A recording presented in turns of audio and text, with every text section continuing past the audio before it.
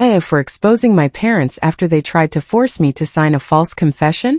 I'm Charlotte, 28, and I'm the oldest daughter in a family where responsibility somehow counts as a virtue when my parents need something from me, and a character flaw the second I ask why nobody else is doing their share.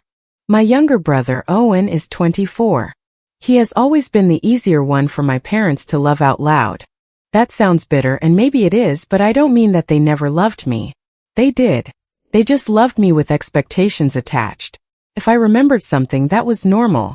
If I forgot, it was disappointing. If Owen remembered something, he was thoughtful. If he forgot, he was overwhelmed. That difference followed us into adulthood. Our grandmother Ruth is 79. She is my father's mother, and for the last few years, she has needed more help with ordinary things. Not full-time care. She is still sharp, stubborn, funny, and very capable of telling you exactly when you are getting on her nerves. But she gets tired more easily, takes several medications, has appointments that move around, and sometimes needs someone to pick up groceries or sit with her while she deals with insurance calls. I became that person mostly because I was the one who kept showing up. I refilled her pill organizer on Sundays. I put appointment reminders in my phone. I drove over when a prescription was ready and the pharmacy was about to close. If a homemade called out, I was usually the one who shifted things around. If Ruth got a letter she didn't understand, I read it with her instead of telling her not to worry about it. Owen helped too, just differently. He would show up with flowers, tell Ruth a story that made her laugh, eat half the cookies she kept for guests, and disappear again. Ruth loved him. I loved him too, even when he made me crazy. He could be warm and charming, and he had a way of apologizing that made you feel mean for remembering why you were angry. For years, that was enough for my parents. If Owen missed an appointment he had promised to take Ruth to, my mother, Elaine, would call me. "Can you just do it?" she'd ask. "Your brother has a lot going on." If I said I also had things going on, she would sigh like I had made the conversation unnecessarily difficult. "Charlotte, I'm not asking you to carry the world." Except that was exactly how it worked. Nobody asked me to carry the world all at once. They handed it to me in grocery bags, prescription bottles, appointment cards, unpaid co-pays, forgotten errands, and one small emergency at a time. My father, Robert, had his own version of the same logic. He believed family problems should be handled quietly, preferably by the person least likely to make him uncomfortable. Usually that was me. The first time I started keeping receipts, it wasn't because I thought anyone was stealing. It was because I paid for one of Ruth's prescriptions, some groceries, and a medical copay in the same week. I mentioned it at a family dinner because Elaine had told everyone how much she and my father were spending on Ruth's care. My father frowned at me. "Family doesn't keep score." "I'm not keeping score," I said. "I'm saying some of that came out of my account." Elaine gave me a tight smile. "Nobody asked you to make a spreadsheet out of love." I remember staring at her because she had been the one who called me 3 times that week asking me to cover things. After that, I kept the receipts. Not dramatically. I didn't announce it. I just put them in an envelope in a kitchen drawer and saved screenshots of transfers. I also started keeping the care schedule Ruth's aide texted us, mostly because people kept forgetting who had agreed to what. It turned out to be one of the smartest boring habits I ever picked up. Ruth noticed the family dynamic long before I admitted it bothered me. One afternoon, I was sitting at her kitchen table sorting through mail while she drank tea. On the counter was a small ceramic dish where she usually kept an antique gold bracelet. It wasn't flashy. It was old-fashioned, heavier than modern jewelry, with a tiny engraved clasp. Ruth had told me it belonged to her mother. She caught me looking at it once and said, "That thing has survived more family nonsense than any of us." I laughed. Then she added, "People think old means confused, you know." I looked up from the mail. "Who thinks you're confused?" "Enough people." She tapped one finger against the table. "Don't let them do that to me." I thought she meant doctors talking over her or relatives making plans without asking. I told her I wouldn't. A few weeks later, the bracelet disappeared. Ruth called me on a Tuesday morning. "Sweetheart, did you move my bracelet?" "No." "Which one?" "You know which one." I did. I went over that afternoon. The ceramic dish was empty. We checked the bathroom, the drawer beside her bed, the little jewelry box in her closet, and the cabinet where she sometimes put valuables when someone was coming to clean. Ruth checked the same drawer twice, then sat down hard on the edge of the bed. I didn't lose it. You might have put it somewhere safe. She looked at me sharply. I know what forgetting feels like, sweetheart. This wasn't forgetting. Elaine arrived about 20 minutes later. I had texted her because I thought she should know. Her reaction was fast. Mom, you probably moved it. Ruth's mouth tightened. I did not. Elaine opened 2 drawers we had already checked and started talking in that overly cheerful voice people use when they are trying to make an elderly person doubt themselves without saying so directly. It'll turn up. These things always turn up. Then Owen came by. I hadn't called him, which meant Elaine had. He stood in the doorway, hands in his hoodie pocket, and barely looked at the empty dish. Maybe the aide moved it, he said. I turned toward him. Why would she move jewelry? He shrugged. I don't know. I'm just saying. Something about him was off. Not guilty enough to prove anything. Just too quiet. I asked if he had seen the bracelet recently. He looked at me like the question itself was rude. No. Elaine stepped in immediately. Charlotte, don't start. I asked one question. Well, it sounded like more than one. That was my family in a sentence. Owen could suggest the aide had taken something. I could not ask Owen whether he had seen it. For the next week, the bracelet stayed missing. Then a payment for Ruth's homemade bounced. The aide called me because I was the person she usually coordinated with. She sounded embarrassed. I hate to bother you, but the payment didn't clear. I just wanted to check whether there was some change. There wasn't supposed to be. Ruth had a separate checking account used mainly for care expenses. Her pension and savings were elsewhere. The care account covered the aide, some pharmacy expenses, groceries, and other routine needs. Elaine had access to help manage it because Ruth had authorized her to pay bills when necessary. I called Ruth. She was quiet for a moment, then said, There were withdrawals. What withdrawals? Cash. More than once. How much? She told me. It wasn't enough to wipe her out, but it was enough to matter. Several $100s at a time, then another larger withdrawal. The timing overlapped almost exactly with the week the bracelet went missing.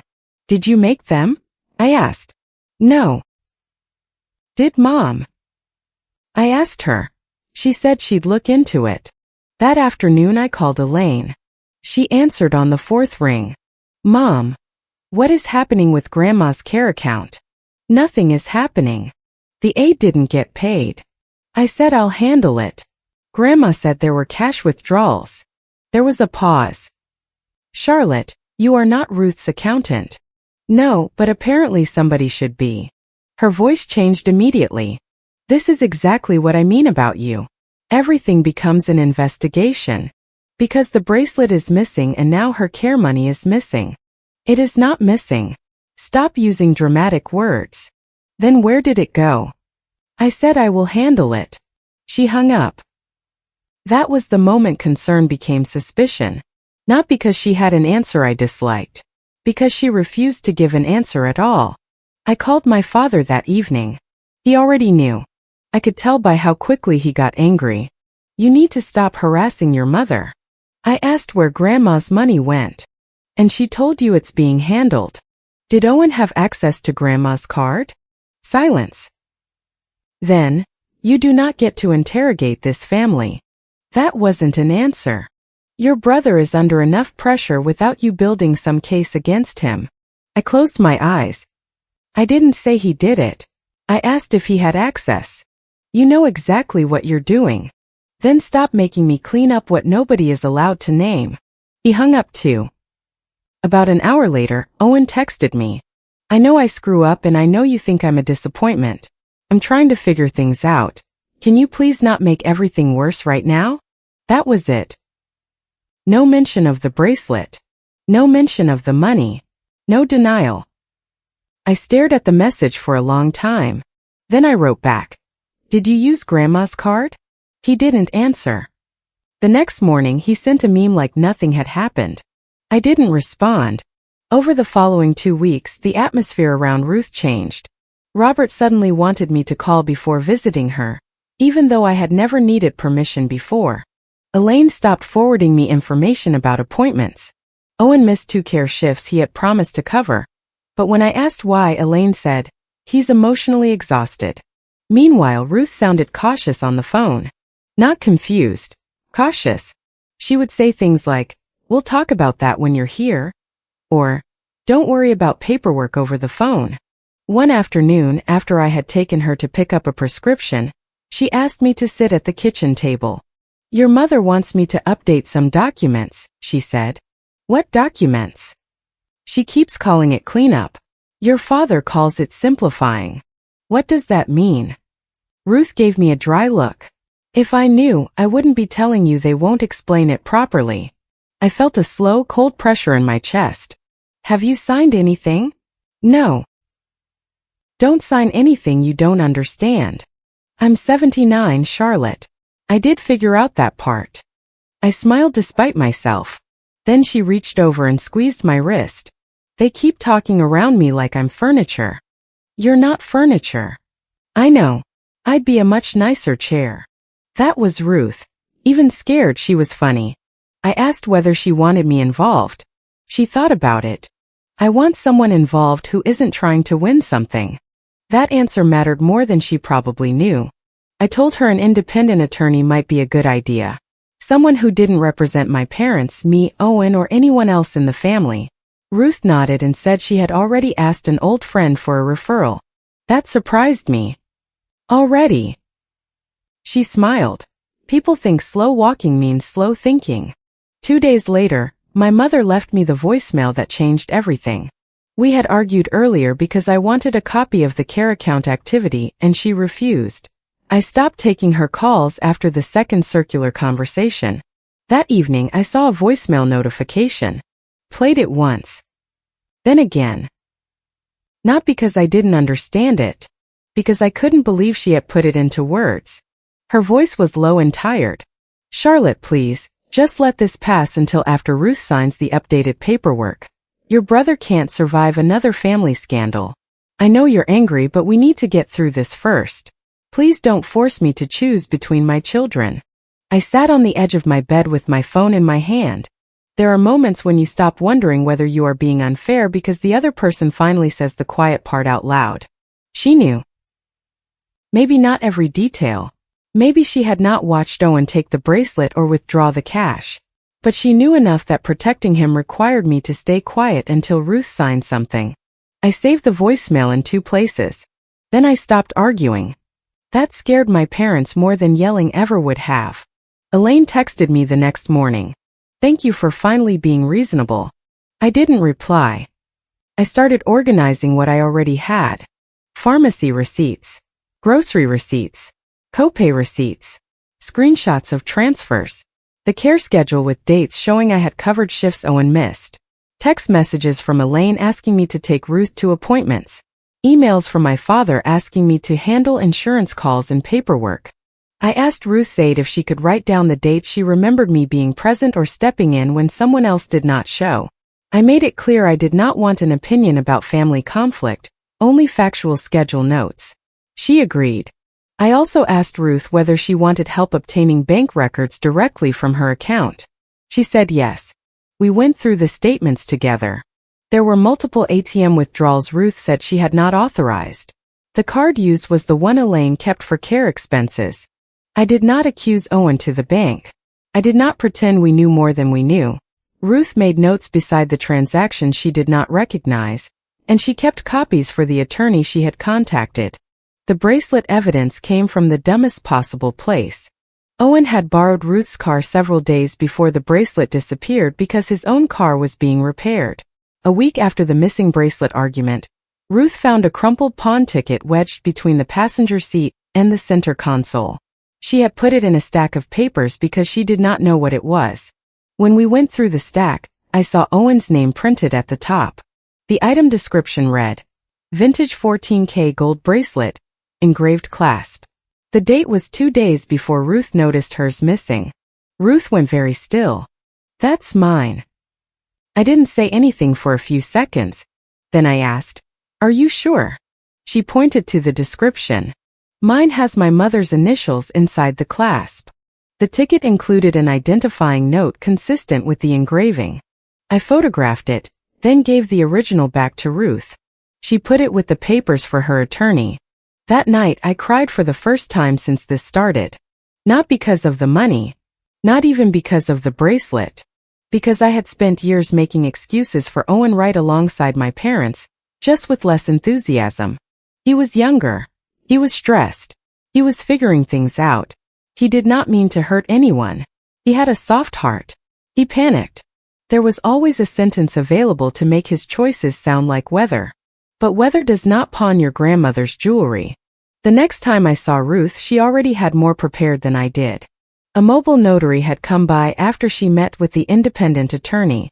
Ruth had signed a letter stating in plain language that I had been consistently involved in her care, that I had not abandoned her, and that she did not want any changes made to her legal or financial documents unless her independent attorney was present and had confirmed she understood them. She also listed examples with dates. I stared at her. You did all this? I signed a letter, she said. I didn't invade Normandy. Grandma. I know who came when I needed help. She tapped the paper. I signed that because I'm tired, not stupid. I asked if I could have a copy. You can have 3. So I did. At that point, I was not planning a birthday ambush. I was planning not to be cornered without facts. Then my father invited me to dinner. My birthday was coming up, and we had barely spoken for almost 3 weeks. His text was unusually formal. We want to take you out for your birthday. The family needs a reset. No fighting. No accusations. Just a chance to heal.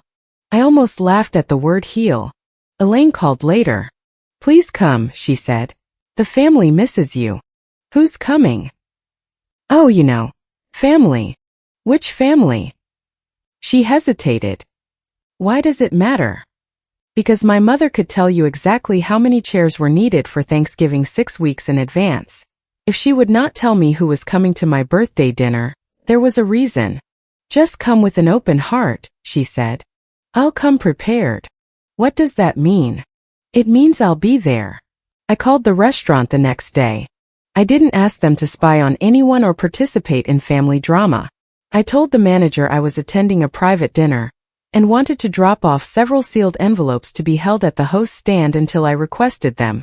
The envelopes were labeled with names. The manager said that was fine. I made duplicates of everything. Not mountains of paper. Just enough. Each envelope contained copies of selected receipts, the care schedule, the relevant bank transactions Ruth had disputed, the pawn ticket, the notarized letter, and a short timeline. I did not include the voicemail because I planned to play it myself if I had to. I gave envelopes to be held for my Aunt Denise, 2 older relatives who were close to Ruth, and 1 cousin who had helped with Ruth's care before. I chose people my parents respected, or at least people they could not easily dismiss as being on my side. Then I went to my birthday dinner. The private room told me everything before anyone said a word. There were 2 long banquet tables and a smaller table near the wall with desserts. Cloth napkins. Water glasses already filled. A microphone on a small stand near my father's seat. 36 relatives and family friends were already there. There were no birthday balloons near my chair. No stupid paper crown. No sign with my name. No cake candles waiting to be lit. People looked at me with the strained expressions of people who had been briefed before you arrived. Owen was sitting near my mother staring at his plate. Denise hugged me, but it was stiff. I hope tonight clears things up, she said. I think it will. Her eyebrows lifted slightly. My assigned seat was almost in the center of the room. I sat down. Elaine kissed my cheek and whispered, Please don't make this difficult. It's my birthday dinner. I know. She sounded like we were at a funeral. Dinner started with small talk that went nowhere. People asked how I was doing and then looked relieved when I gave short answers. Owen barely spoke. My father was unusually cheerful with the servers and unusually quiet with me. I noticed a stack of papers beside Elaine's handbag. I already knew the evening was a setup. What I did not know was how far they planned to go. After the main plates were cleared, Robert stood and tapped a spoon against his glass. The room went quiet almost immediately. He picked up the microphone. "Before we do cake," he said, "there is something this family needs to address." I looked down at my folded hands. There it was. He talked for maybe 3 minutes. It felt longer. He said the family had been under strain. He said accusations had been made. He said respect 4 times and accountability at least twice. He said Ruth had been hurt by conflict and that Owen had been unfairly targeted. Then he looked directly at me. "Charlotte has created division at a time when this family should be united." A few people shifted in their chairs. He continued. "She has neglected responsibilities while claiming to be the only person helping. She has made serious insinuations against her own brother. And there are concerns about missing family property that have never been properly addressed." That last sentence landed exactly the way he intended. People turned toward me. Someone near the end of the table whispered, "The bracelet." My face went hot. Not because I was surprised. Because even after everything, some part of me had believed my father would stop short of accusing me of stealing from Ruth. He didn't. Elaine took the microphone from him. Her eyes were already wet. "As a mother, this is the last thing I ever wanted," she said. I almost admired the performance. She had invited 36 people to watch me be accused, but she was the one suffering most. She reached into the stack beside her and slid a 3-page document toward me. At the top, in bold letters, it said, "Statement of Accountability and Family Understanding." I read it silently. That was important. My mother expected me to react to the first paragraph.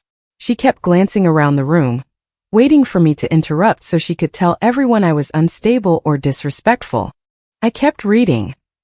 The statement said I acknowledged that I had created conflict through unfounded accusations. It said I had failed to support Ruth consistently. It said I accepted responsibility for confusion regarding missing personal property. It did not quite say I stole the bracelet, but it got close enough that nobody reading it would misunderstand.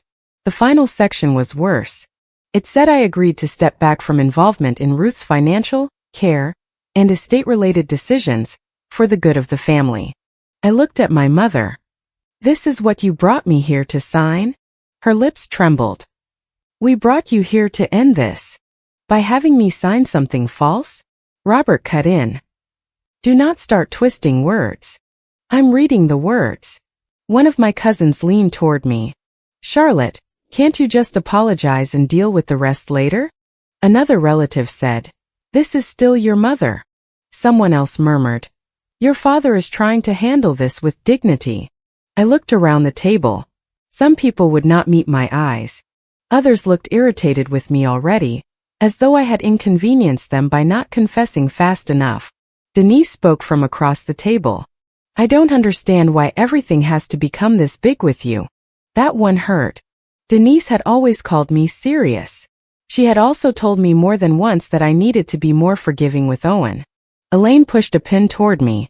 "If you really love this family, you'll stop fighting and sign." I set the pin down. "No." Her face crumpled. "After everything I've done for you." "Mom, you're breaking my heart." "Then why did you invite an audience?" Robert's voice hardened. "This family needs accountability." "Fine." I stood. The room changed. People sat straighter. Elaine grabbed the microphone first. "Charlotte, don't make a scene." I held out my hand. For a second she didn't give it to me. Then she did, probably because refusing would have looked strange after they had just spent 10 minutes talking about openness and healing. I took the microphone. My hands were steady. My heart was not. "I'm not signing something false because you printed it on nice paper," I said. Robert started. "That is not." I raised one finger. "I listen to you. You can listen to me." He stopped. I looked toward the door. "Could someone from staff please bring out the envelopes being held at the host stand?" The silence in the room was almost physical. Elaine blinked. "What envelopes?" I looked at her.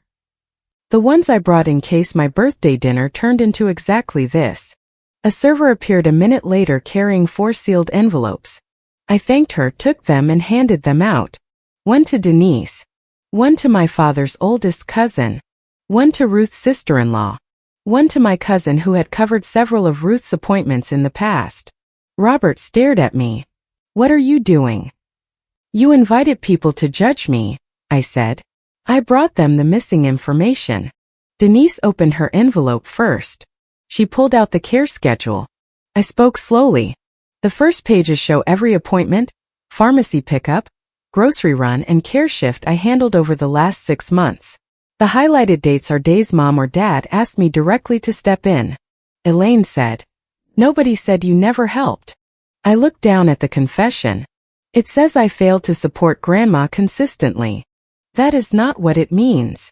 It's what it says. Denise flipped to the next page. This has texts. Yes. One of the older relatives adjusted his glasses.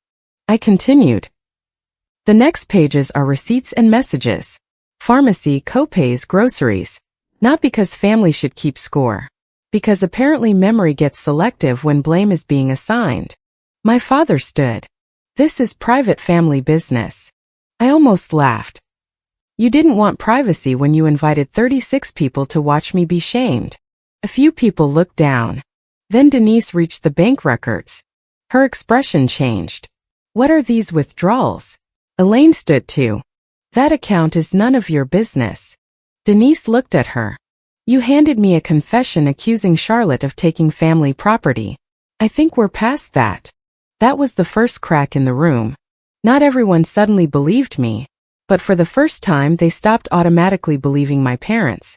I explained that Ruth had disputed several cash withdrawals from her care account, and that the card used was the one Elaine managed. Robert pointed at me. You are implying your mother stole from Grandma now? No. I'm saying Ruth did not authorize these withdrawals, and I asked who had access. Then I turned toward Owen. He was staring at the table. Owen, Denise said. He looked up. What? Did you have access to the card? He looked at Elaine. That was answer enough for me, but not for the room. Elaine stepped in. I let him use it once for an errand. That does not mean. Once. I asked. She snapped. Don't interrupt me. I let the silence sit. Then I took out my phone. This is the part where I almost kept quiet because it was a private voicemail. Elaine's face changed instantly. Charlotte. Robert said, do not play private communications in this room. I looked at him. You made humiliation the plan. You don't get to discover privacy now. I played the short section. My mother's voice filled the room from my phone speaker. Just let this pass until after Ruth signs the updated paperwork. Your brother can't survive another family scandal. I know you're angry, but we need to get through this first. I stopped it there. Nobody spoke. Elaine looked pale. Then she said the only thing she could say. I was scared. Denise stared at her. Why would Charlotte need to let anything pass until paperwork was signed? Elaine's mouth opened. Closed. I said things badly. What paperwork? Someone asked. Robert stepped forward. This is being twisted. Ruth wanted to simplify her affairs. We were trying to prevent more conflict. I picked up one of the copies of Ruth's notarized letter. Then you should probably read what Ruth wanted. The older relatives already had copies. Denise read aloud only the first 2 sentences before stopping. Her face went from skeptical to disturbed. The letter stated that Ruth did not want any changes made to legal or financial documents without her independent attorney present, and that she had not asked for me to be removed from her care arrangements. Denise looked at my father. Did you know about this? No. Did you ask her to sign something else?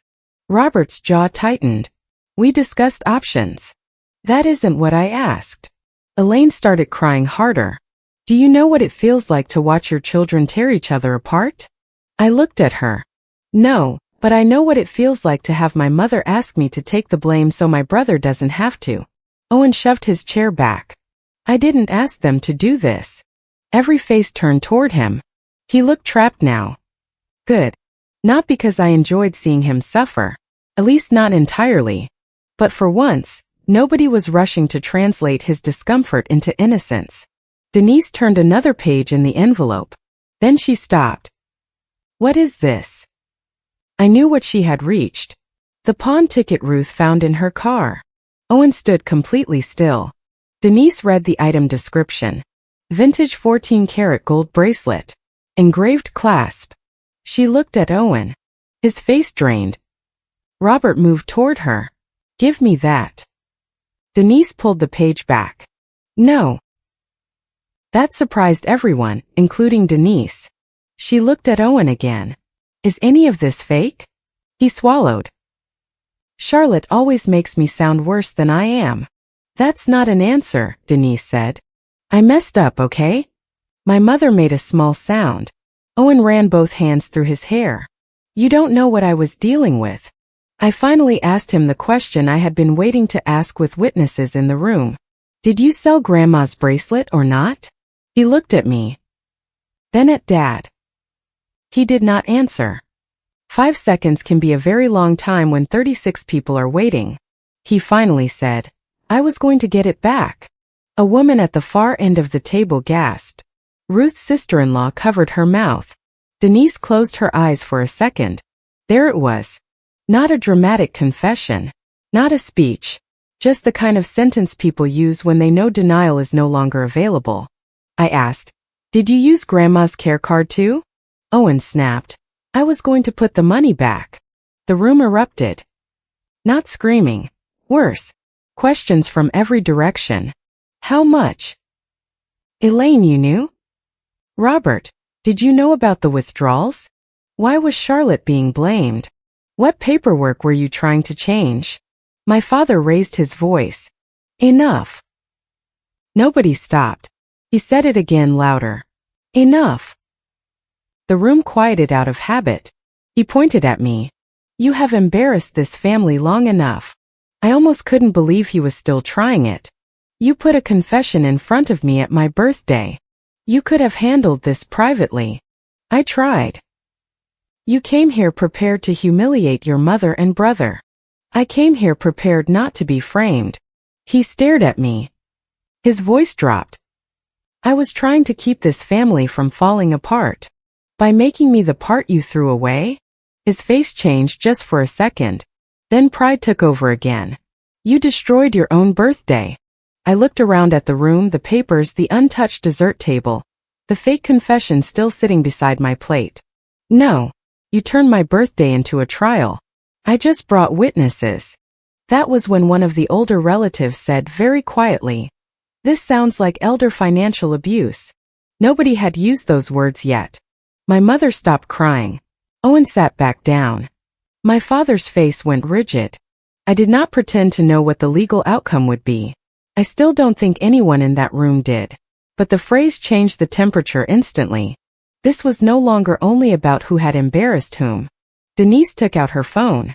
What are you doing? Elaine asked. I'm contacting someone who actually knows what should happen next. Denise, don't be dramatic. Denise looked at her with open disbelief. You had a birthday intervention with 36 people and a forced confession, and I'm being dramatic? A few people actually laughed. It was not a happy sound. Denise stepped away from the table and called an attorney she knew. She did not ask for instant answers. She left a message explaining that Ruth's financial records and legal documents needed independent review, and that there was a dispute about unauthorized withdrawals. Then she came back and said, nobody is changing Ruth's paperwork until someone outside this family looks at it. My father said, you don't get to decide that. No, Denise said. Ruth does. And apparently she already did. That was the moment my father lost the room. Not me winning it. Him losing it. There is a difference.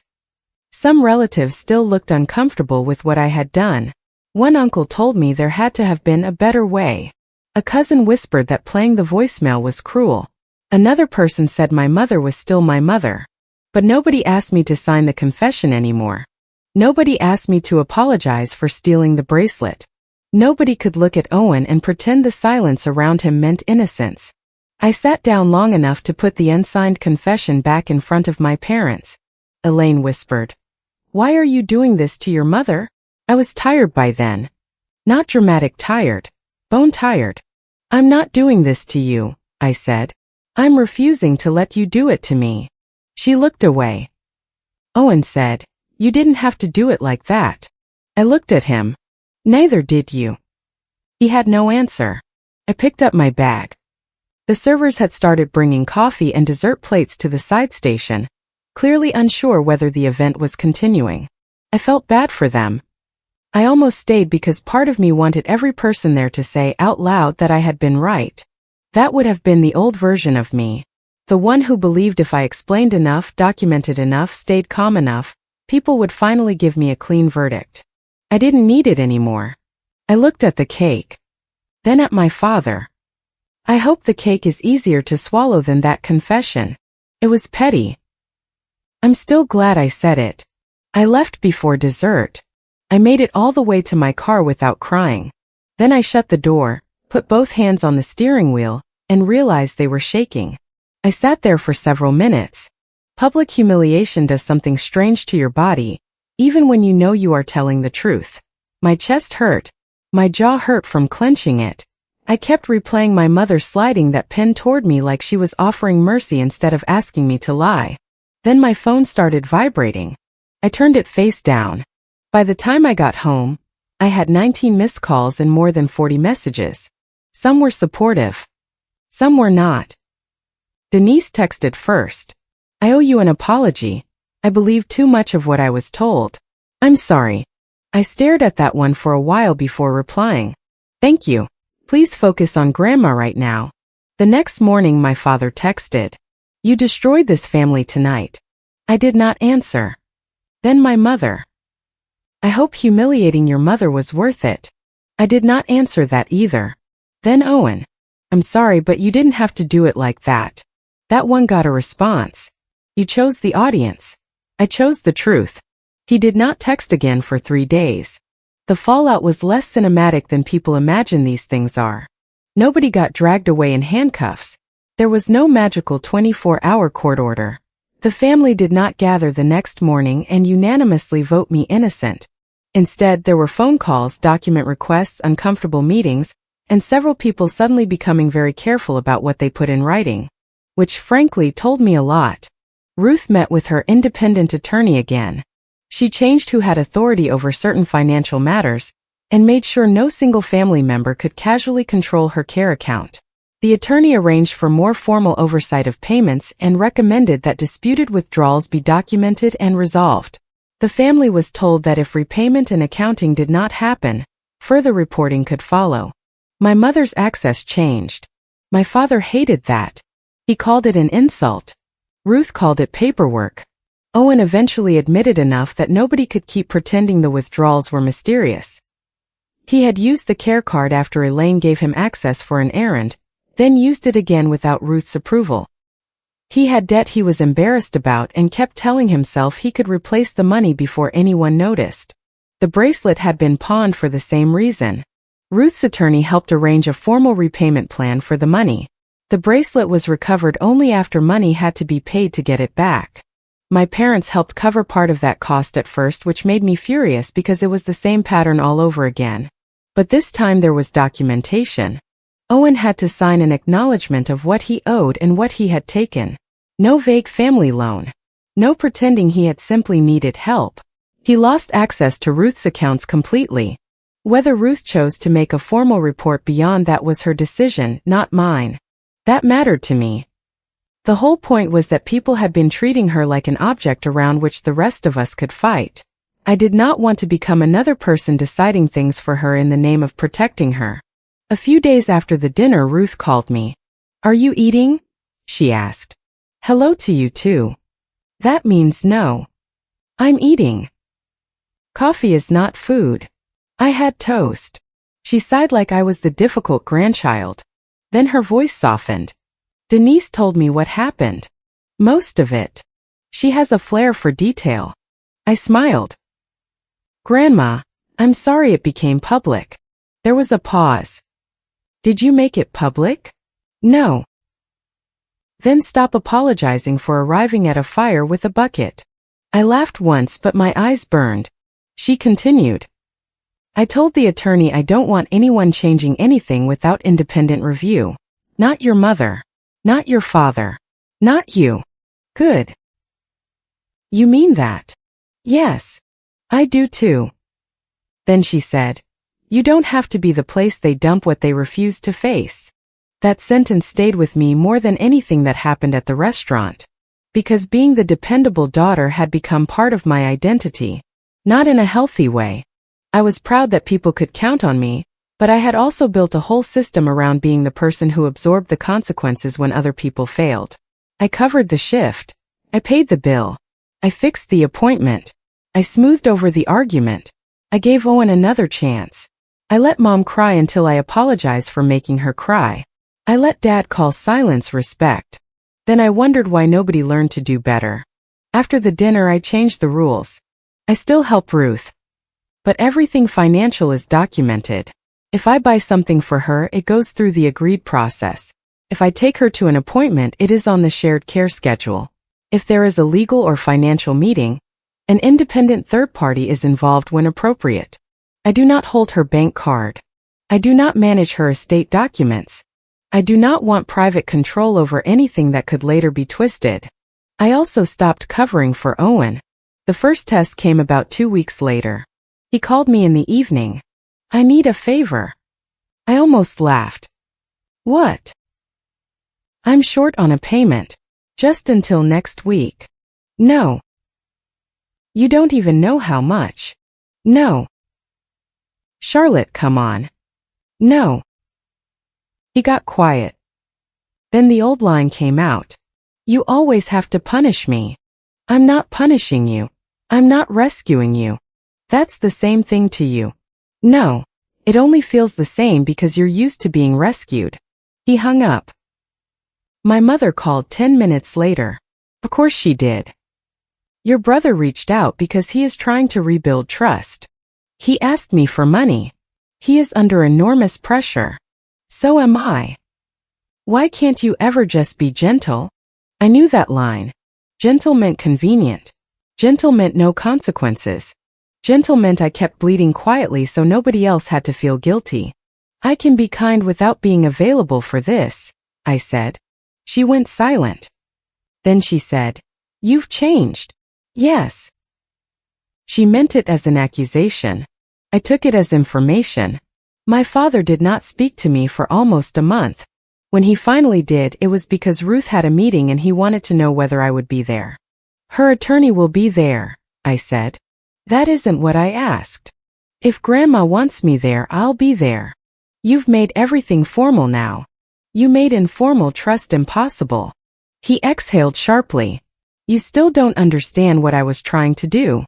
I understand. You were trying to protect Owen and keep the family looking respectable. I was trying to keep this family from falling apart. You keep saying that like I wasn't part of the family you were willing to sacrifice. He had nothing to say after that. Denise and I talked more than we had in years. Her change did not happen all at once.